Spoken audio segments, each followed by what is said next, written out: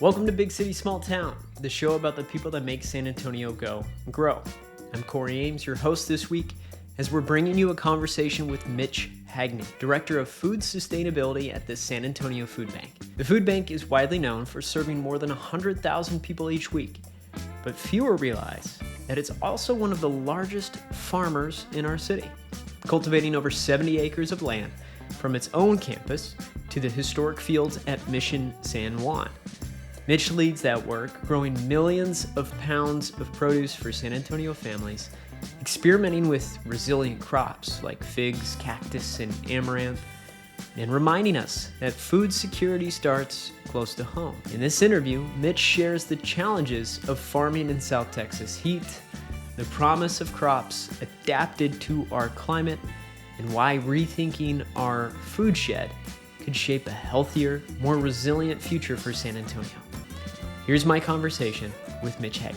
So I'm Mitch Hagney. I'm Director of Food Sustainability for the San Antonio Food Bank, which means a couple things, but the primary thing is that I get to lead our farm team. We have a team of 5 farmers and then an army of volunteers who come and help us consistently on 2 different properties. We have 25 acres here at the San Antonio Food Bank, and we have about 50 acres that we cultivate on at Mission San Juan, which is a national park site. I have been farming for quite a while in many different places. I have been in San Antonio for 16 years or so, and I own a hydroponic farm called Local Sprout. It is also a food hub with food manufacturers like coffee roasters and food truck commissary.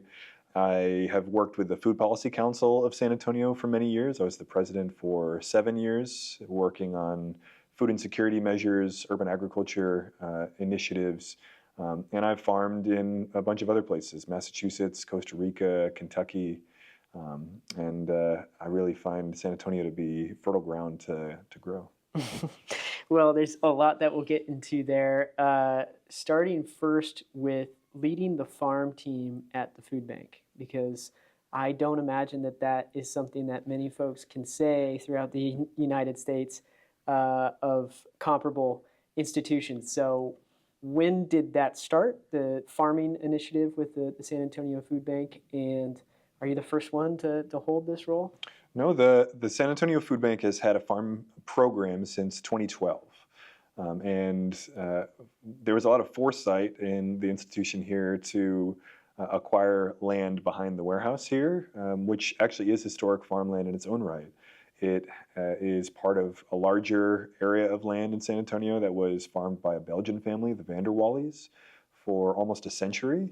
So has been cultivated kind of many, many times. The farm work as a food bank was initially set up to make sure that we had a steady supply of produce as an institution, but also to connect individuals in the city to agriculture. As agriculture gets further and further away, it's important to ground people's experiences in food connected somewhat with the land. There have been several directors of that farming program. Mike Persine is actually one of the initial Van der Wallies. He was the first head farmer for the food bank, and there have been several since as well who've each done a great job in their own right. Something interesting happened in 2016, which is that the National Park Service, as it was expanding Mission San Juan by purchasing some former residential areas to conserve more of the park area and the historic agricultural land around the mission, they knew that they wanted some agriculture to take place on that site. They just didn't have the means to be able to produce themselves. And so the food bank and National Park Service created this really interesting collaboration to be able to leverage this historic farmland. So now our food bank manages acreage here, but we also manage acreage on the oldest annual farmland in the city of San Antonio. Well, that's really incredible, and I'm sure something that many folks, myself until I chatted with you, didn't know. But can you talk about more so, and you mentioned this briefly, the role of farming, of the agricultural programs for the food bank in the greater means of how the food bank serves its, I think, 100,000 families every single week. say a little bit more for us as to how that fits into the bigger picture. So it was mentioned earlier, the strategy or the language that we try to use to think about what our role is to provide food for today, food for tomorrow, food for a lifetime. Our farm produces nutritious crops. We generate those organically for food for today. So we feed the line with the highest possible produce, the same quality produce that would go to the most gourmet restaurants in San Antonio or Whole Foods. Those are going to families that really need it. And so hundreds of thousands of pounds, millions over the course of the farm program at the food bank have directly gone out to distribute that food. That's a very reliable source of really high quality product to be able to get out to those families. If there are price changes elsewhere in the country or the world that affect our ability to get that really nutritious product, we are somewhat insulated from that because we're able to generate a portion, not the majority, but a portion of that produce ourselves. So that's something that's quite significant. We also at the same time are able to connect mentally the relationship between food and the land for the people who are in the city. We know that kids who are around cultivated environments, if they see a carrot growing, they're more likely to eat a carrot. If you can connect agriculturally with food, then you're going to consume healthier products over the course of your lifetime. So it's an amazing nutritional intervention. It's also really important as we think about what foods are going to be economically viable moving forward, that you can conceptually connect where that food is coming from. And something else that we work on really hard as a farm team is to focus on crops we think are going to be really productive over the course of the next 50 or 100 years. Yeah. We know that conditions are changing. We know that droughts are becoming more intense, that heat spells are very intense. Soils can be very degraded. And so we as a nonprofit can choose to cultivate things that we think are going to be forward-looking. So we've planted large volumes of nopal cactus, for example, or figs. We're looking into grain programs like Amaranth that we know are going to be drought tolerant. Different crops that we think are well adapted, we can take on some risk, try to cultivate those, integrate them into our offerings, so that as time moves on, other farmers might be able to learn from that example and adopt what succeeds and avoid maybe what doesn't succeed as much. Well, I'd love to dive into that further as to what is the environment like of farming and cultivating food in San Antonio? Like what's something that layman like myself certainly wouldn't understand about what it requires and what's unique about the San Antonio area, but also I think maybe what's unique about San Antonio, this community historically, our relationship to agriculture. San Antonio has some real benefits when it comes to crop cultivation, and it has some real challenges. We don't have huge volumes of vegetable production around our city. There are other parts of Texas that have a lot more around the valley. There's also an area of Texas called the Winter Garden. And then there's huge areas, obviously, in Mexico. There's reasons for that. Our climate is very challenging. Our summers are very, very intense. We have a benefit in that you can grow year-long here, but you have to be quite selective about what you're cultivating. It's very challenging to grow tomatoes in this region, for example, now, more so than it even used to be. And perhaps there are other regions of the country where those crops are better suited. Our soils, if you're further away from river areas, can be fairly thin. And our rainfall is relatively minimal. So you must irrigate if you're going to produce any large volume of crops. That irrigation can be challenging. It can use a lot of water, which can be expensive. It can use a lot of materials like drip line, which can also be expensive. And it requires some real technical know-how to be able to do that installation and maintenance efficiently. But we also have some real advantages. The fact that we only have a couple freezes per year means that our winters are relatively productive. The fact that we do have some rivers in our region so that some of our soils are quite rich, that's quite a large asset. And some of our native plants here are actually very edible and delicious. Pecans evolved right around San Antonio. Nopal and prickly pears evolved in the same place.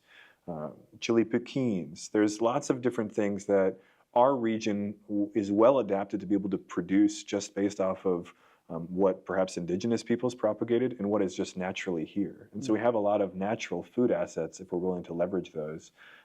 But they won't look exactly like the annual tomato that our supermarket tells us is what our cuisine might look like. So over the course of maybe this last year, what's been the most productive crops for y'all? We have really, really good experiences with squash, in particular our butternut squash. There's some varieties that we're able to produce all through the summer that were intensely productive.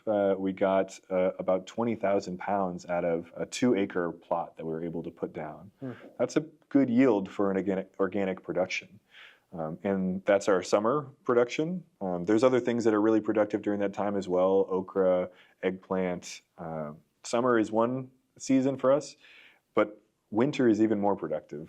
We are getting huge volumes of cabbages and brassicas in general, which includes cauliflower, broccoli, Brussels sprouts, kohlrabi, kale, Swiss chard, all of those incredibly productive through the wintertime. And root vegetables, things like onions, beets, turnips, and we're actually very, very good at growing radishes. Because we grow organically, we don't use herbicides, so we can struggle a little bit with weed pressure. One really nice thing about radishes is they grow so fast, you can actually outpace the weeds. And so we have a large harvest coming this week, actually. What have been the greatest challenges for you to step onto this acreage when you first started the position?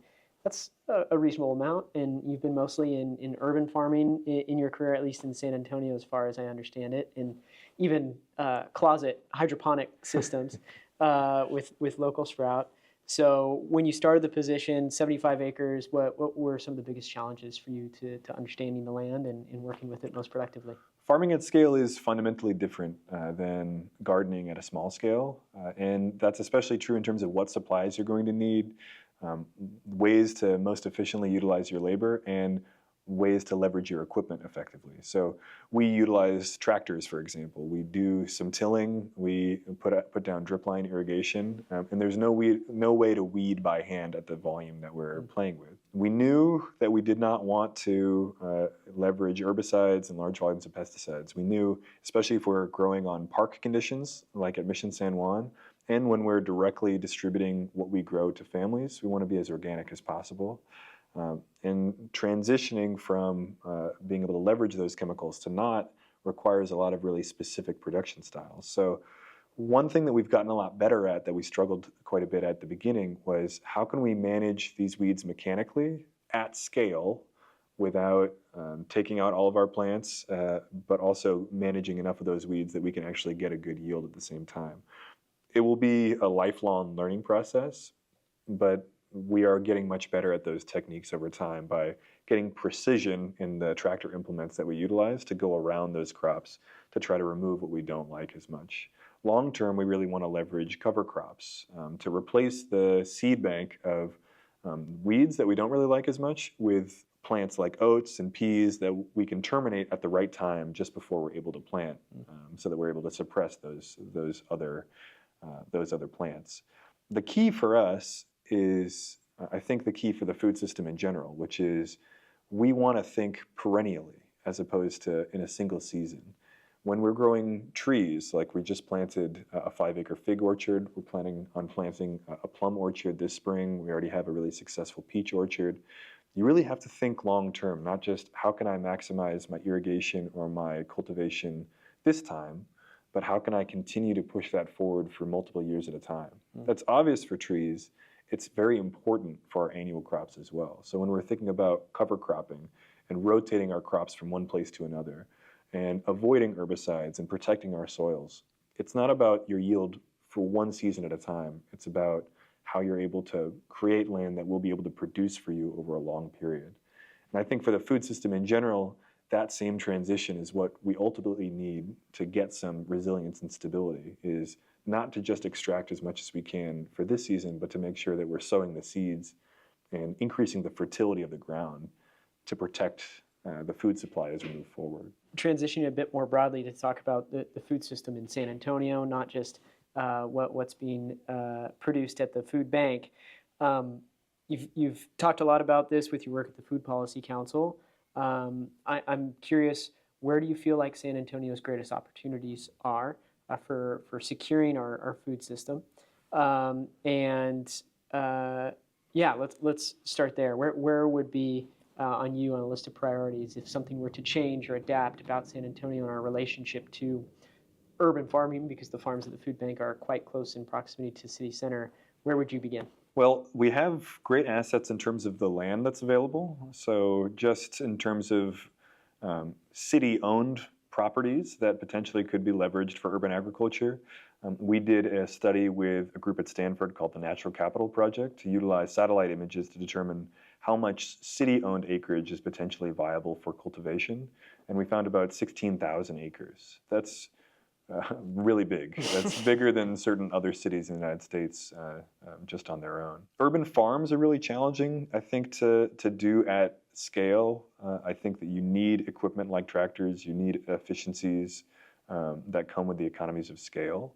But we really think that food forests and perennial trees are great assets, not just for food production, but for providing other environmental services like urban cooling, water infiltration at the same time. So if I saw an easy opportunity for us, it's to look at things like floodplain areas that aren't great avenues for residential or commercial development, and consider what if those are pecan orchards or for figs or other relatively low maintenance orchard sites that would be able to produce multiple cross-cutting benefits at the same time, including food.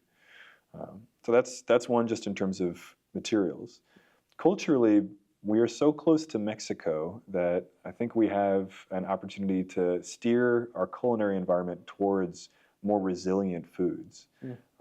Mexico has this fabulous tradition of growing and eating cactus, for example, an extremely resilient crop, leveraging different protein sources like insects, thinking about really resilient and sustainable foods as a culinary opportunity, not a constraint. I think San Antonio's creativity gets us to be able to move in that direction in a way that other cities will ultimately be quite jealous of, because we're able to take advantage of our lands and our climate in beautiful ways. What do you think is like the realistic impact of taking, say, that research that was done with the group out of Stanford? We're not going to cultivate 16,000 acres, obviously, and there's also this very big issue we have in the United States, the housing crisis, and so I'm sure much of that will become residential, if that, thinking far out. What do you think is one, realistic, but two, the impacts of actually taking some sort of action on this? Like, what would be a different experience of San Antonio for the community? Like, what does a greater, security in our food supply chain mean for the community, as well as some of those ancillary benefits, what trees can provide for the community with the perennial food forestry? Like, what would we be experiencing that we otherwise aren't in this moment by having that underutilized acreage? So urban agriculture in general is never going to be able to solve all of hunger in a city, particularly in a city like San Antonio that's growing this rapidly. It can provide some baseline volume of food, maybe up to 5% of consumption in a region. But urban agriculture is just part of the agriculture in general that the city can rely on. It's very easy for folks to understand watersheds because water drops in one location and it's easy to watch it flow. But foods move in similar ways, and thinking about the food shed of San Antonio, I think is pretty important. If we can connect urban agriculture as a city conceptually for kids, for people who are moving into new workforce development training programs, to allow them to farm, it doesn't necessarily have to be on public land or in your backyard. Regionally, there are opportunities for cultivation. There's also opportunities for ranching. There's opportunities for trapping wild hogs, for thinking about food resources in a broader way as a food shed, not just as a city. The boundaries of San Antonio are not the most important ways to think about how things are moving in and out of the city. We need to think about regionally, how is food in Bernie? How is food in Castroville? How is agriculture in those regions affecting food supply here? Because ultimately, we need to be able to produce regional product to increase the resiliency of our community. We know that there will continue to be international crises that affect the price of those products. And as those crises occur, they can affect the prices of food. That will make it very challenging to have good access. That will also affect the nutrition that's available. So products that stay good for a long time are often not as nutritious. We want to make sure that we have access to good produce in order to maintain better health outcomes, reduce diabetes and obesity. So when I think about producing as a food shed and even producing as a food bank, we're trying to make sure that we are healthy and we are economically viable for the next 50, 100 years after that.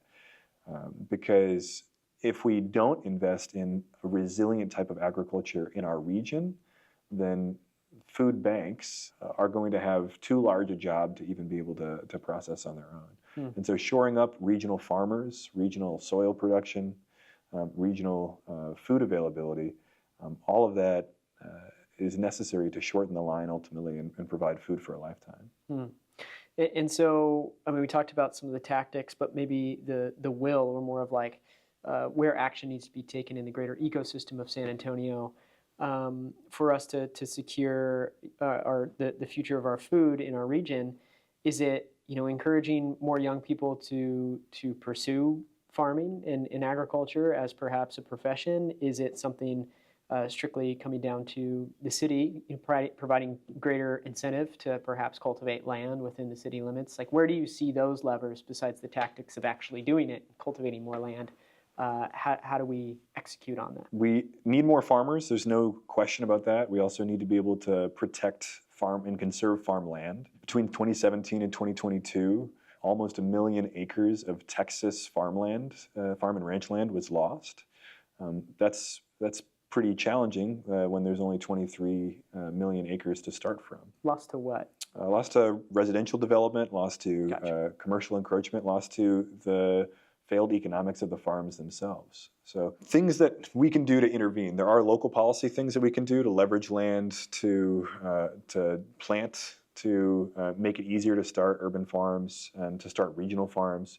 There's culinary practices that we need to take. If you are a cook, a home cook that wants to make a difference, showcase resilient crops, showcase figs and nopales and lots of different products that we know are going to continue to be viable as time goes on, and show your friends, make them delicious, innovate recipes that can become a unique culinary environment. We need to value what is grown regionally. So if you have to pay a small surcharge for organically produced or locally produced product in order to invest in that person being in the future for the next 10 years, I think that's an investment worth making. And go participate in farming.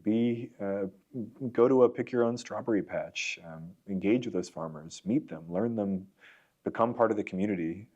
Become part of the food shed, as opposed to only trying to source food from centralized locations that are getting that product from far, far away.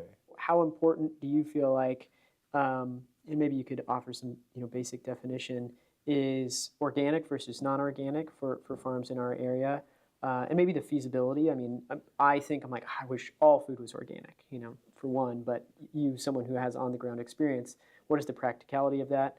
And then maybe even venturing into new territory of more of like a popular buzzword in sustainability circles of regenerative organic. So I'm curious what you think about that spectrum there, and what are the impacts of opting for, maybe as a consumer's perspective, one versus the other, or likewise, whether you're at the farmer's market or just at the grocery, being able to understand what the differences are between who you're procuring your produce from. At a basic level, organic production means that you are not utilizing synthetic herbicides, pesticides, fungicides in order to cultivate your product.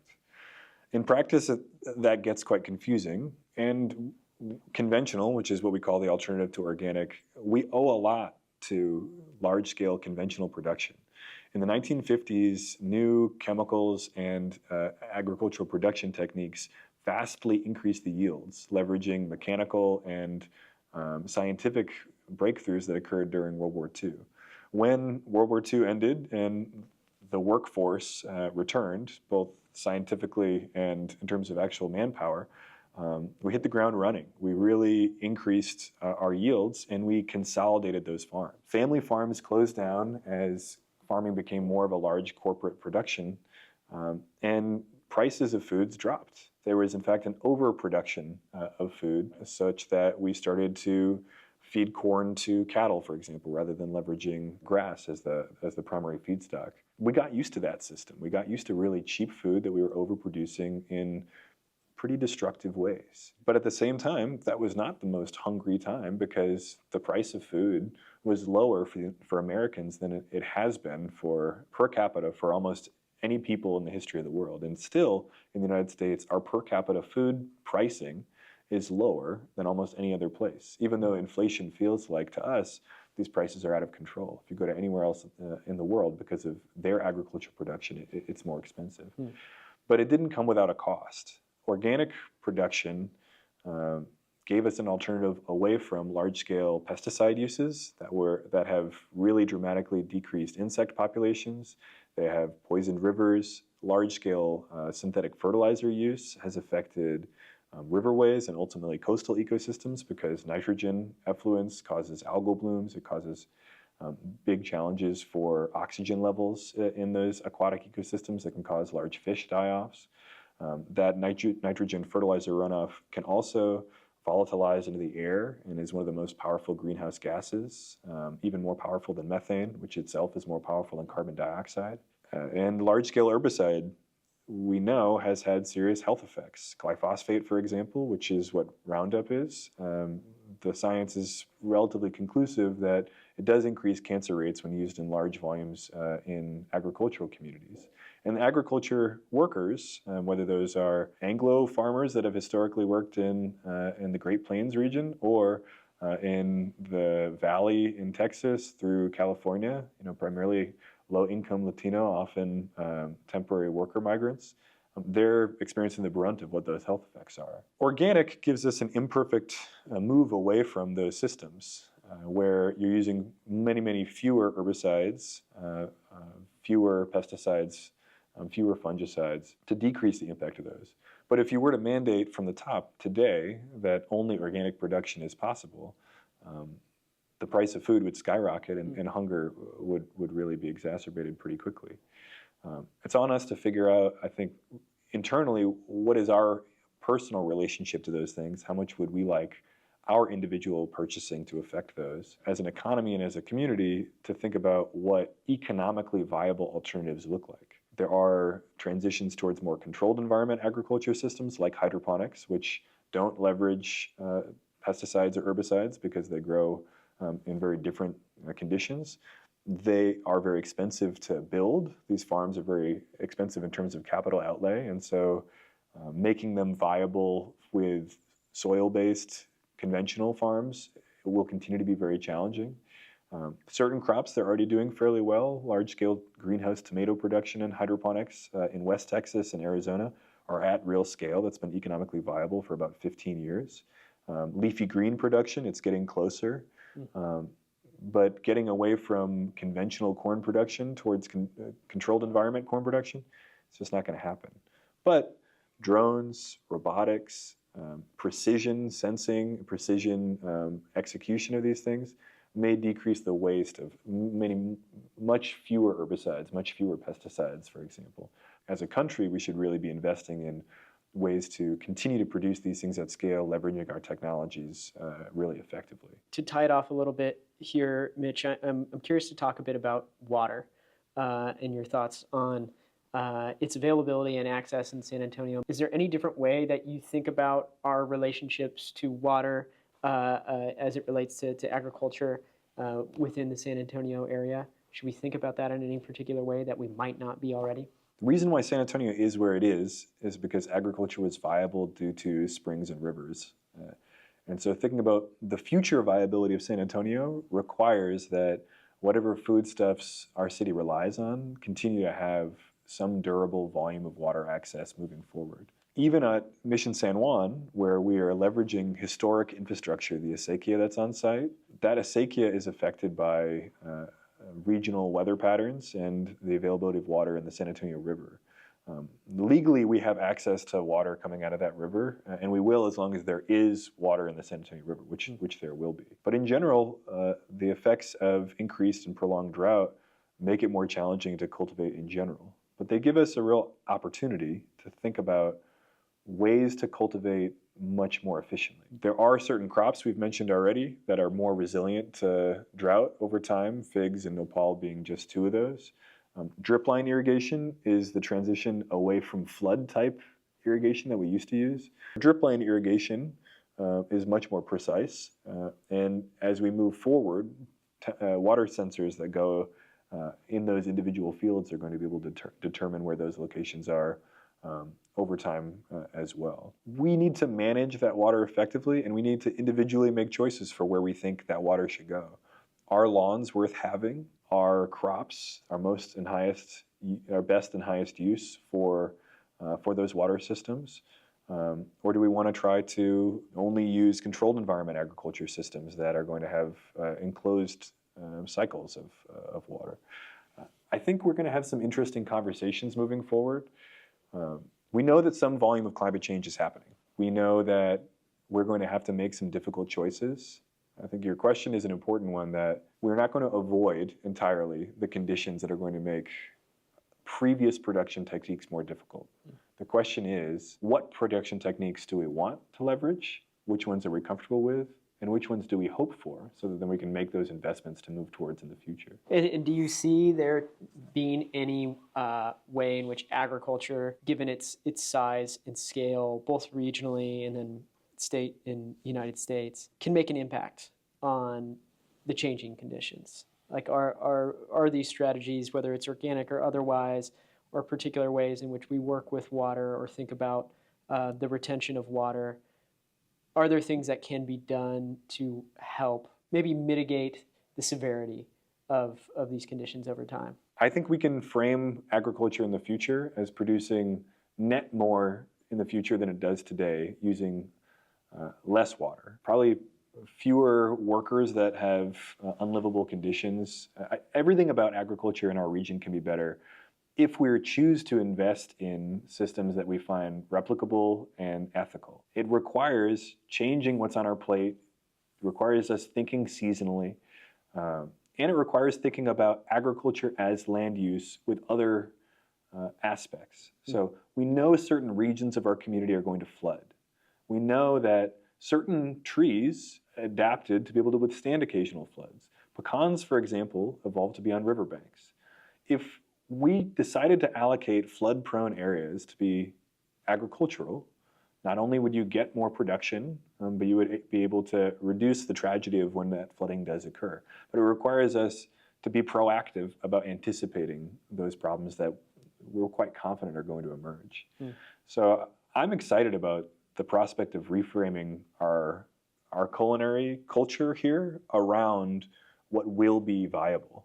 I'm hoping that it doesn't require multiple shocks to our prices and our system before we're willing to make those adaptations, because it's going to be an exciting process to choose what the culinary region in San Antonio is going to look like in connection with nature.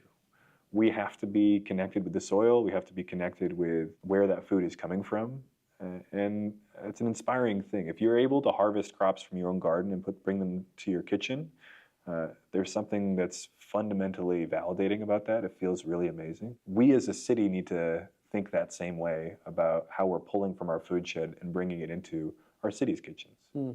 And do you personally know of any chefs or restaurants that yet you're quite excited about within San Antonio who are taking this type of approach? Oh yeah, there's amazing farm-to-table folks in San Antonio. Some of my favorites are Steve McHugh from Cured, Elizabeth Johnson at Farm Table, Geronimo Lopez at Hotel Emma. And we have just an amazing culinary tradition already in terms of being creative. I would pay as much attention to those folks as I would pay attention to families in the South Side that are leveraging figs that are growing in the neighborhood, that are leveraging nopales and tunas, because some of the best things in San Antonio don't come from a gourmet restaurant. They come from the street corner. In the same way as the rest of the world, when they're really paying attention to what's available, it's not the most expensive product. It's the one that they're able to source effectively, play with over time, and perfect. And I think that our food bank, our region is increasingly able to draw connections between that agriculture and those culinary products. I love what you say about reframing it into an opportunity and a very exciting challenge, because I think that there's a real interesting balance in agriculture, as it seems, how we move forward. because there is, rightfully so, a lot of previous resistance to what is thought of as conventional farming, at least in people are in the spaces of sustainability or organic farming, and so for good reason. But it is, you mentioned the water sensors for one. It's this balance of high tech and as well some ancient wisdom and understandings of how to know and work with land. But then as well, I think that there's just a litany of opportunities to bring food closer to home, whether that's something that provides food security for the entirety of the San Antonio community, that's one thing, but to just have people and young people and children specifically, I think experience that on a day-to-day basis more so. I think that's very impactful. I mean, my son will eat anything off of a tree or bush that we grow in our yard, but he's the pickiest eater just out of the fridge, and that is, so he'll just try it. He'll just want to know, what is that? Oh, it's a peach. And he loves it, absolutely devours it. And so you see that firsthand. You're like, it's so impactful, and to see where food comes from. So I love what you say about that. It is an incredible opportunity. I believe it. There's some sense that there's sacrifice, but I really love the framing that, no, there's a more abundant future ahead. If we really buy in, I think we should, to the challenges that are before us, because I think it can be a very exciting time. And as you mentioned, some of the chefs in our town have already done so. But one last question for you, Mitch, to wrap up, maybe along these lines. If you could wave a magic wand and have everyone in the greater San Antonio community start to understand one thing that you feel like or understand about agriculture and our food systems here in San Antonio, what would you hope that other people took with them and started to understand themselves? If we are what we eat, and we are, all the cells in your body over the course of 7 years will cycle through. You are only in existence because of what you're able to consume. Then you might as well eat your region, because you are an expression of this place. We have a really cool crop that we're playing around with at Mission San Juan that has a lot of ancient wisdom, but it has a lot of potential for the future. So Amaranth was cultivated at large scale by the Aztecs. It was, some say, up to about 50% of the calories that were produced from the people in central Mexico at that time. When the Spanish came in, they decided that they didn't really want much amaranth to be produced for various reasons. They thought that it was associated with pagan rituals, which it was in a couple different contexts, but they also probably wanted the residents of this region to be consuming Western crops. So wheat and ultimately some version of corn, which was native to this area but ended up being produced at large scales in very different ways in the Great Plains, became the foundational staple crops of this region. Over the course of the last 300 years or so, peoples from this region ended up having to change their diets away from things that they had adapted to towards this Western European diet. At the same time, we see diabetes rates and obesity rates increasing when those same people consume more amaranth and nopal and mesquite, for example. We see those chronic disease rates decrease because we are expressions of the place where we are. I think if you're proud to be a Texan, if you're proud to be a San Antonian, there's no better way to celebrate that than to take and cultivate what is here and let it express itself through you and through your actions. And knowing that you want yourself and your people to continue in the future, you should make sure that agriculture is one that will continue to be viable, one that is resilient to the conditions where we are, the droughts that we know are coming, the water scarcity that we know is coming, and the beautiful 300 some days of sunshine are able to produce something that you can then push out through your own behavior and actions. All right. I think that's a fitting place for us to end. Mitch, thank you so much for taking the time. Really appreciate it. Thanks for listening to or watching this episode of Big City Small Town. If you enjoyed it, please send it to a friend, share it with a colleague, helping us to keep telling San Antonio's most meaningful stories. And if you haven't yet, sign up for the San Antonio Something, my weekly newsletter where I share things to do, places to explore, and people to get to know in this city. Just head to coryames.com to subscribe. Also, be sure to check out Monday Musings, Bob Rivard's weekly newsletter, at bigcitysmalltown.com. Big City Small Town is brought to you by Weston Urban, building the city our children want to call home, and by Geekdom, where startups are born and smart ideas become businesses. Thanks again. We'll see you next time.